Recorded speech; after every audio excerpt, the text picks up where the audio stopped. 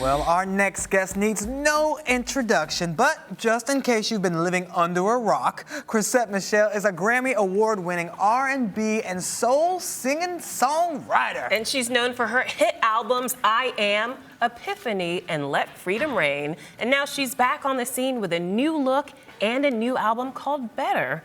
Chrisette Michele, welcome to the show. Hi. Thank you so much for being here. Thanks for having me. And we are loving the new look, the new hair. You're The doing hair, it. You're rocking it. Ooh, the shoulder tattoo, the lipstick, everything. Thank you. And I can't believe it's been, a little over a year since you've been on the music scene, and you're back now. So what have you been doing that whole time? Performing and traveling. I've been just going really around the world and kind of hanging out in different places, meeting new kinds of people, and just kind of reintroducing myself to, I guess, the world, really. The world, really. Now, I know that you've also said that you took some time off to find yourself a bit. Were you feeling a bit lost, or what was going on in your life at the time? I took some time to stop. And although I never leave the stage, sometimes I got to leave media, cameras, and things like that, because sometimes I need to evaluate what's going on inside of me. So I took some time. I started juicing.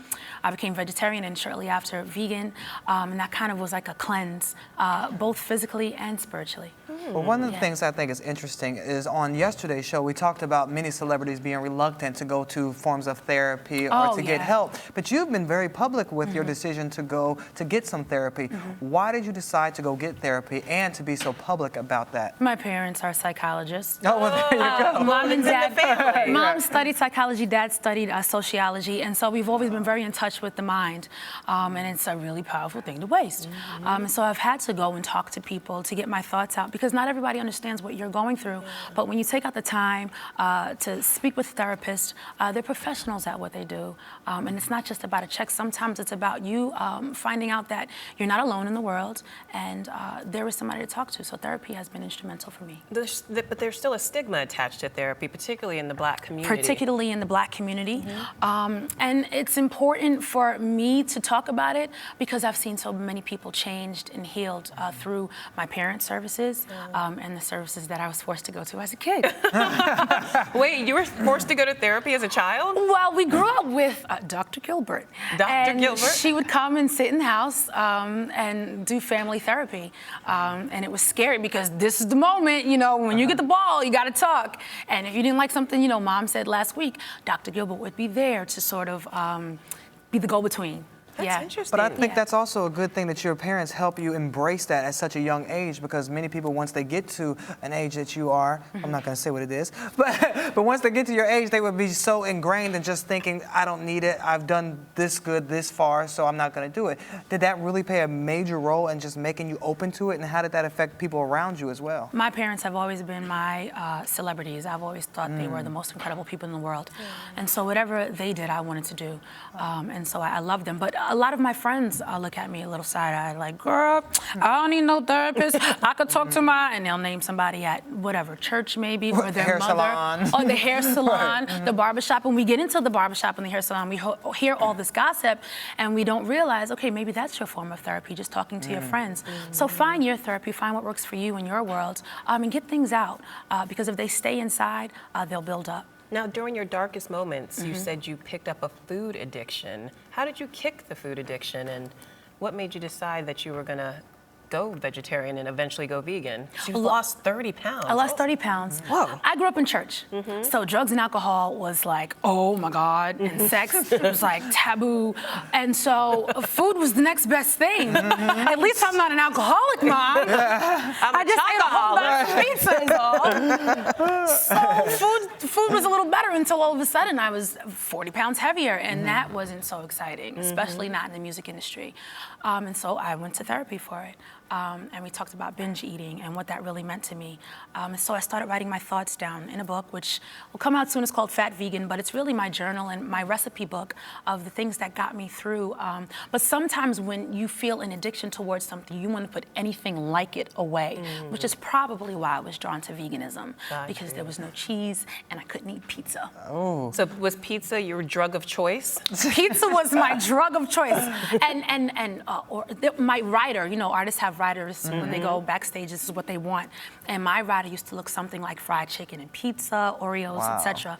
Now it's more like mangoes, kale, you know, a veggie wrap and a salad. So I just feel lighter, I feel better, and it's fun. Well, I know that you've gone through so much to get to where you are now, but what advice would you give? And I know the book's coming out, but just give us a little bit. What advice would you give to someone else who is going through that dark moment of their life, or maybe they had some type of addiction, whether it be food or what have you? For me, it was silence and prayer. I think that's what got me to the next level. Sometimes there's a lot of noise around you, and you can't hone in on what your calling is, where you're supposed to be going. So I had to be quiet.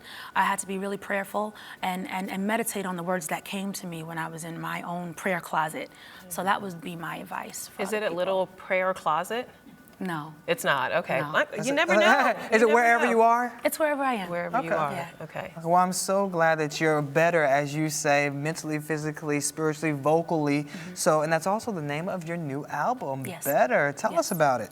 I'm super excited to share this. The last album was a lot of heartbreak songs, a lot of breakup songs. People will come up to me and say, I just got a divorce and your song got me through it. And I would be like, that's nice, but I want to be your wedding song. I want to be your first dance song with your dad. So I had to get to the place where I was okay with the idea of getting married, and I was okay with dancing with my father at a wedding because I had written men off. Really? So after this moment of feeling better, and getting better, I started writing happier, more upbeat music. So I'm still singing per se, but it's just about a few different subjects. It's a happier note, a more positive note, a hopeful note. So when you'd written men off, was it one particular bad heartbreak, or was it just a series of them and you said, I can't deal right now? It was a series of me accepting certain types of people in my life. And that had to do a lot with my self-worth and my idea of who I was. So when I turned that around, all of a sudden these great people started being attracted to me, and I was just like, whoa, this is great, eat your vegetables. So I feel good. It's all about the perception that you exude, huh? Oh, sure. Attracting those Absolutely. type of people. That's Absolutely. great. I've never even heard that. Eat your vegetables and you'll get a right man. All right. Watch, try, go get some kale in your system and see what happens. There's a few people I can share that with out here, and I'm not going to say any names. I love that. But you also collaborated with some real heavy hitters on the album too. Wale is one of them, 2 Chainz, Bilal. What was it like working with these guys? It was like Twitter. Thank God for Twitter. I tweeted 2 Chainz and he said sure, and I said, oh my God. And next thing I know, there's an inbox message on my email with a verse for the song. Wale and I have been friends since we both got into the industry, and so he's always kind. We exchange choruses for verses sometimes. And Bilal is really freaking cool because he's a little avant-garde, he's a little in a lane of his own, so it was kind of fun to bring his brand into my world. Wow, well, we're going to be able to hear that world for the album Better. It comes out June 11th, so people can actually get it now, right? Yes, you can pre-sale it now on iTunes. Oh, So you can check my Twitter, which is Chrisette and the letter M, or you can just go to iTunes and Google in my name up there and it'll come down for a pre-sale. And when you do that, you get a song, you get one of the songs already, which is called Let Me Win, written by my brother and I. Oh, you've done a lot with your brother. It's a family affair. Well, this is a feat because my brother and I had a lot of healing of our own. So this is the first song we've ever done together, and it's called Let Me Win. So. Now, your new look is inspired by Audrey Hepburn, is that correct? My last mixtape was inspired by Audrey Hepburn. Okay. I don't think I look anything like Audrey Hepburn. Oh, you got a gamine features, the eyebrows, the bone structure. Yeah, that cheekbone is definitely Audrey. This is not... I'll let you have it. You'll let me have it? I see it. I see it. You can have it. Oh, you'll let me have it? Well, thank you very much. I'm gonna get a lot of that. I love Audrey. I love Audrey. Okay, so what is it about Audrey that you love? My mother, once again, played Elijah Doolittle in high school. And she was always singing and showing me about Audrey. And so I was just fascinated with her, so much so that I went to Paris, Amsterdam, Brussels, and wherever Audrey lived to follow her footsteps. And I was overly inspired. Yeah. Wow, that's so glamorous. Breakfast at Tiffany's is one of my favorite movies. Yeah, really fun. Okay. Well, I think Shannon? we're almost ready to hear you because we're going to actually hear a live performance from you. But before we do that, where else can people hear you coming up in the near future? I'll be all over the place. I'm going to Korea in a couple of weeks, but I'll be here in the States. You can check my Twitter once again. You can check my Facebook fan page, which has all of my dates, and my website. This is ChrisetteMichele.com. Okay, so is ChrisetteMichele.com. Yeah. Okay. all right, so you'll stick around for a few minutes and give us a little live Yes, the performance? Rat Pack 3013 and I are here to give you a little something special. Oh, yeah. Well, we're looking forward to it. You stick around and you're watching Arise Entertainment 360.